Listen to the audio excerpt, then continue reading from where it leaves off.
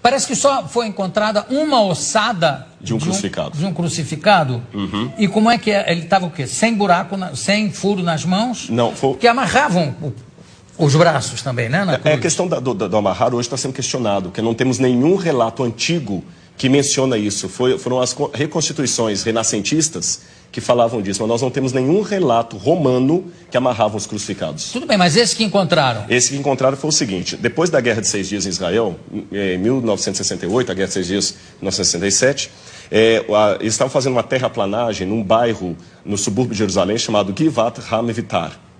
E os tratores bateram em ossários, ou caixões de pedra. Sim. E nos ossários, geralmente, você tem os ossos da pessoa e o nome escrito lá de fora, em alguns deles. E estava o nome Yohanan ben Hagakol. Ah, sim. Aliás, essa descoberta já... Não, a descoberta já tem algum tempo. Tem. Foi na década de 60, né? 68. Então, quando eles pegaram, eles abriram o ossário e perceberam que havia algumas coisas curiosas. O fêmur estava quebrado e no calcanhar havia um cravo romano fixado ali. Foi o único que encontraram. Então, a partir daquela ossada ali, eles fizeram um levantamento legístico de como seria a posição de um crucificado na cruz. E é bem diferente do que a gente imagina claro. Das reconstruções medievais. E o sofrimento de Cristo ficou de uma maneira muito mais dantesca, a visão arqueológica, e eu até diria legística, porque foram médicos de medicina forense que fizeram reconstituição da causa morte. E o negócio de cravo na mão não tem? Não, porque o osso dele estava muito fragmentado. Mas, então não tinha, os ossos da mão não estavam todos inteiros. Pelas profecias, certamente não é uma ossada de Jesus. Ah, não, com certeza não. Porque, inclusive, se eu não me engano, tem uma das profecias que diz: nenhum dos seus ossos será quebrado. E não conhecerá a corrupção. E nós temos evidências. Eu sei que muitos historiadores hoje negam a ressurreição de Jesus, pensam que é uma teologia, mas eu digo, com base histórica, a ressurreição de Jesus aconteceu e nós temos muitos elementos históricos para afirmar isso, a despeito do questionamento de muitos historiadores. Mas sobre a ressurreição? Sobre a ressurreição. Mas qual é o dado histórico que pode haver sobre a ressurreição? Claro que é uma questão de fé, para mim é uma questão de fé. A própria forma como os relatos evangélicos estão não demanda uma propaganda. Porque o que é uma propaganda? Uma propaganda, às vezes, você mascara, enfeita uma coisa para vender um produto.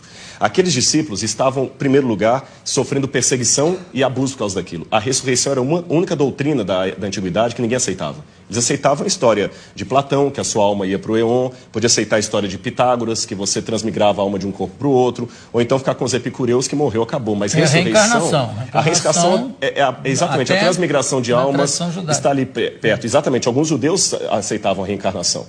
Agora, ressurreição era uma coisa que ninguém comprava essa ideia. E outra, na época, pelo machismo... Mas isso, desculpa, mas isso não é uma prova histórica. Sim, mas a forma como os evangelhos foram descritos é interessante. Eles quebram todas as regras de propaganda. Quer um exemplo? Porque para eu saber se é histórico ou não, lembremos, história não dá para levar ao laboratório e repetir o processo. A forma como tratamos a história é diferente. Você olha um documento, e o que você considera uma prova histórica? Como ele foi redigido? Ele foi redigido de uma maneira histórica, com E, ou uma maneira de propaganda, ou uma maneira real. E os evangelhos, por exemplo, eles mostram que a primeira testemunha de Jesus ressuscitado foi Maria Madalena, que era mulher. O testemunho de uma mulher não era válido. Se eles quisessem vender uma teoria, eles colocariam que os homens viram Jesus, e não as mulheres, porque o testemunho de uma mulher não era válido. Segundo, o fato de Jesus ressuscitar no terceiro dia. Para o judeu, até o terceiro dia, você podia ter um coma e voltar. Interessante que Jesus ressuscita depois do terceiro dia, ele estava realmente morto. Outro detalhe... Mas ele não ressuscita com o mesmo corpo que ele morre, né? Mas é um corpo glorificado. Glorificado, mas ele tinha algo tangível. Tanto é que quando ele aparece para Tomé, o famoso São Tomé, o incrédulo, ele fala: Tomé, veja que sou eu, que um espírito não tem carne e osso, toca nas minhas feridas. E depois ele pergunta: o que vocês têm para comer? Eles tinham peixe e favo de mel, e ele come com eles.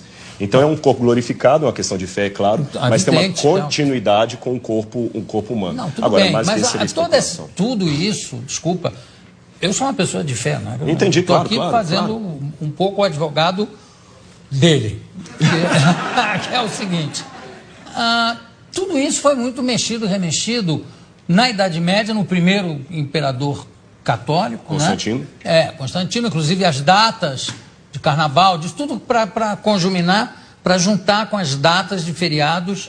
Exatamente, pagãos.